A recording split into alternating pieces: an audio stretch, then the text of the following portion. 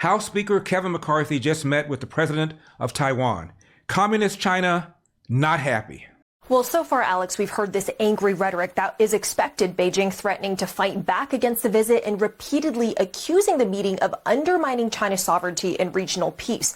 Now, the context here is that China gets angry whenever Taiwanese leaders hold these high-profile international meetings because Beijing sees Taiwan as a breakaway province that is part of its territory. And Kevin McCarthy with Tsai Ing-wen at the Ronald Reagan Presidential Library, that was a strong show of democratic solidarity. Now, on 4 separate occasions, President Joe Biden said the United States would respond militarily if China invaded Taiwan. You didn't want to get involved in the Ukraine conflict militarily for obvious reasons. Are you willing to get involved militarily to defend Taiwan if it comes to that? Yes. You are. That's the commitment we made. That's the commitment we made. We are not, look, here's the situation. We agree with a one China policy.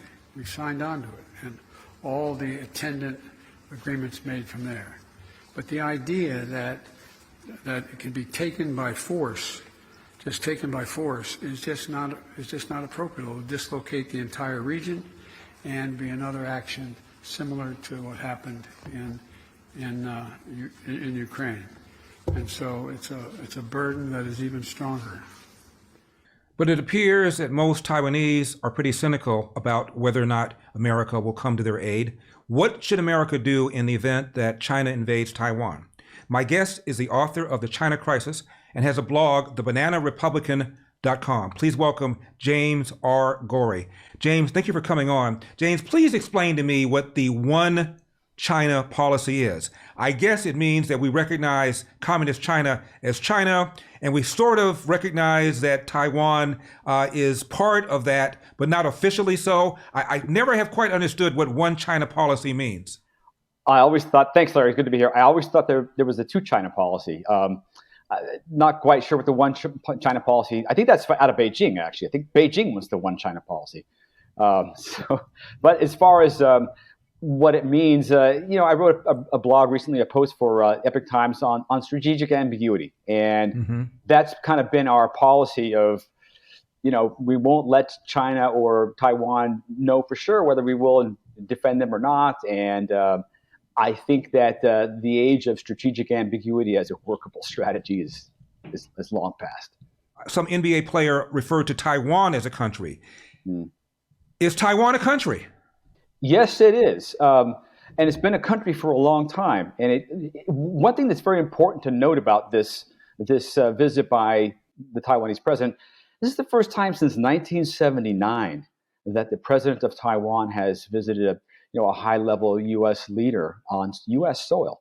And 1979 was the same year, by the way, that Jimmy Carter swapped diplomatic recognition Taiwan to mainland China.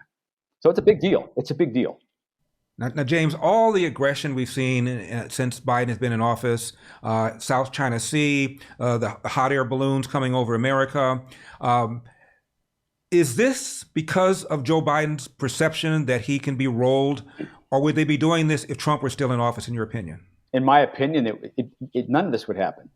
If you look back at aggression, Trump tied tariffs to a certain extent against Chinese products to their behavior towards Hong Kong.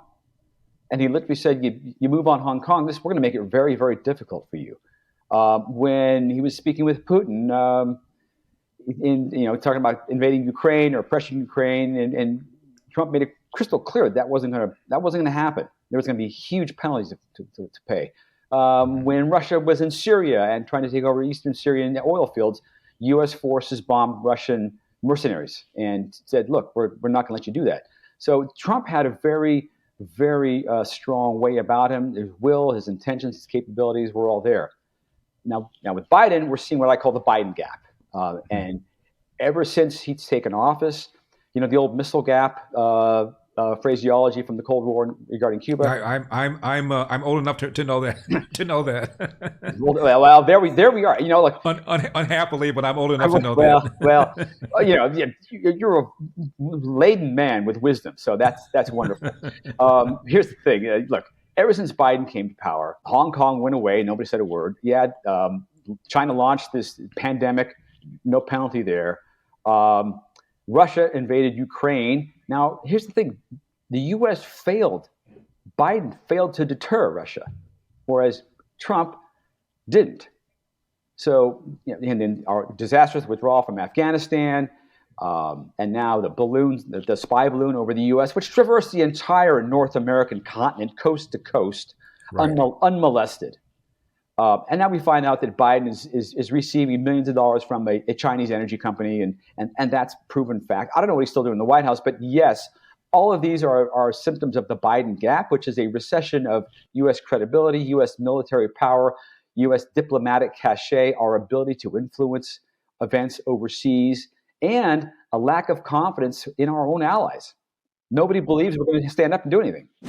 What's that the great Eldersky has in his baby brown libertarian fingers? A pair of my slippers. I do.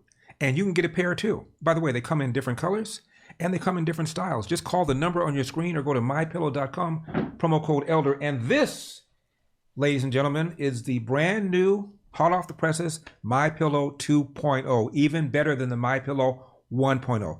Get yours, get it now, call the number on your screen or go to MyPillow.com and use promo code ELDER. This is a 6-pack, as you can see, towels that work, meaning towels that actually absorb the water. These towels are amazing, different colors. And by the way, there are over 100 MyPillow products. Count them, 100. Just call the number on your screen or go to MyPillow.com. And last but not least, this is the Giza Dream bedsheet. Where is Giza, you ask? It is in Egypt, where the finest cotton in the world can be found. Mike scoured the world to find the finest cotton, and he found it right in Giza, in Egypt. My color, as you can see, is white because, after all, I am the black face of white supremacy, but you're not. You may want a different color. And, of course, these sheets come in different sizes because, guess what? Beds come in different sizes. Call the number on your screen. Again, over 100 MyPillow products. Or go to MyPillow.com, promo code ELDER, MyPillow.com, promo code ELDER. And then there's the replacement of the dollar by the UN in Saudi Arabia, Brazil, and some other smaller countries. Okay, all right, James, the $64,000 question. Does China invade Taiwan? If China invades Taiwan, what do we do? What should we do? Well, we should be ahead of that and say no. But if China does invade Taiwan, then this is a little digression, but it feeds into the bigger picture. In 2021, July of August 21, Japan's Ministry of Defense actually publicized a white paper on their strategy towards defense, which is a big deal. The Japanese don't do that. They play it very close to the vest. Well, in this white paper, it said a lot of things. Number one, it said that the security of Taiwan as a democratic nation is integral to Japanese security. Number two, they said, look, if they're invaded militarily by China, we will engage militarily. Number three, they're signaling to the U.S., hey, we are militarily committed to the defense of Taiwan. Why don't you step up and make that clear? Enough of the strategic ambiguity, because that's not working anymore. Number four, Japan has committed to reconfiguring their entire military-industrial economy, put it much more on a military-industrial footing. They're doubling their defense budget. They're even agreeing to sell arms to arm their neighbors in the region. Finally, Japan has one of the largest stocks of fissile nuclear material, weapons grade, in the world. Mm-hmm. Now, why do they have that? You know why they have that. Mm-hmm. So what should America do? America should say right now, it should look, once the invasion starts, now you're looking at a regional conflict, if not more.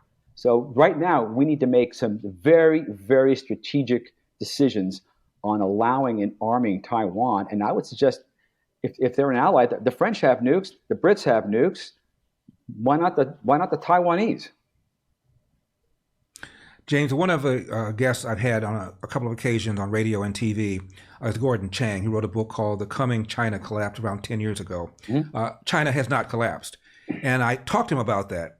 And he thought that there would be enough dissent internally that eventually it would implode. He still thinks so. He just thinks his timing was off. Do you think there's a growing dissent, either because of COVID, because of the way that they treated the Uyghurs, because of the growing affluence and people want more freedom, that eventually that the country can implode from within? You know, I used to think that, Larry. I don't anymore. And I'll tell you why. I think that, well, you know, China's internal security budget surpassed their defense budget back in 2010 or 2011. So China's been, figuratively and literally, China's been at war with its own people for decades. And if you look at China's, you know, communist China's background from 49 onwards, they've killed millions of people, tens of millions of people, of their own people. So I don't think that they're going to collapse in that regard. I don't think they care about the Uyghurs. I think that, well, I know that the propaganda for day after day, year after year, decade after decade has been the U.S. is our enemy. And so I think that the people in China, the Chinese people typically see that we're on the upswing. And, you know, one of the things I thought would make them collapse would be that, you know, it's cannibal capitalism to them, right? Their factors of production uses 10 to 1 compared to ours to make the same thing. So tremendous pollution, tremendous waste, tremendous, all these problems. But we're assuming you and I and everyone else think, well, people want the freedom that we have. Not necessarily. Talk to me about our dependence on China for pharmaceuticals, for components that are used in our smartphones, for the rare earth minerals that are in the batteries of the EVs. Talk to me about our growing dependence on China for all these things. We've been dependent on China for those for decades. And, you know, China buys rare earth mines or in different parts of the world, Argentina and Brazil, these huge areas, and the U.S., or puts them out of business. So same with pharmaceuticals. We have outsourced our pharmaceutical, outsourced rare earths. We've outsourced chip manufacturing to Taiwan, which, you know, controls basically most of the world's supply of mission critical strategic chips. So we've allowed ourselves to do that. We don't have, there's nothing obstructing our ability to onshore, to reshore those industries. I think the problem is that the CCP has the best U.S. politicians that money can buy. Last thing, talk to me about TikTok. Well, TikTok is an app that is we all know what it is, but what it does is it collects, it not only collects our data and feeds it into Beijing, but it also is a psychological operation. In other words, it's addictive in what the content allows and what it does. And not that we shouldn't be able to see what we want to see. It's a visual drug, as it were. It's video fentanyl in a way. Okay. So we ought to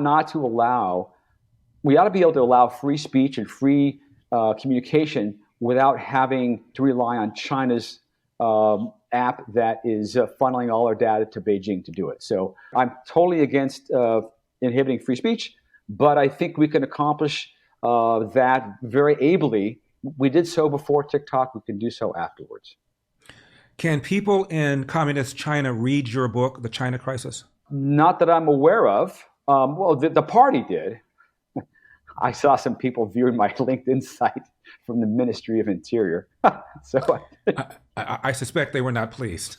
No, I got invited to speak at Shanghai when the book came out, and right as the invitation came over, a few days, maybe a month or so before that, not very long, you know, some speaker was speaking out had my kind of viewpoint on China. Just he disappeared himself in Shanghai, you know. Right. So I don't even see Shanghai. So you ended up not going? I didn't go. James R. Gorey, the author of The China Crisis. James, thank you so much for coming on. God bless. My pleasure, Larry. God bless. It's been a pleasure. Thank you. You got it. Now, I know you like the show, so hit that like button, hit subscribe. We want to get our subscriptions up. And scroll down, get on our mailing list. That way you'll be able to get all of our videos, because every now and then, from time to time, YouTube has issues with our videos. To make sure you don't miss a single one, get on our mailing list. And you see that donate button? Hit that, throw a little something in the tip jar. Make sure we can continue giving you great, hard-hitting, candid programming. Finally, Larry with Epoch.com, Larry with EPOCH.com. I'm Larry Elder. This has been the Larry Elder Show for Epic Times. Remember, we've got a country to save. I'll see you next time.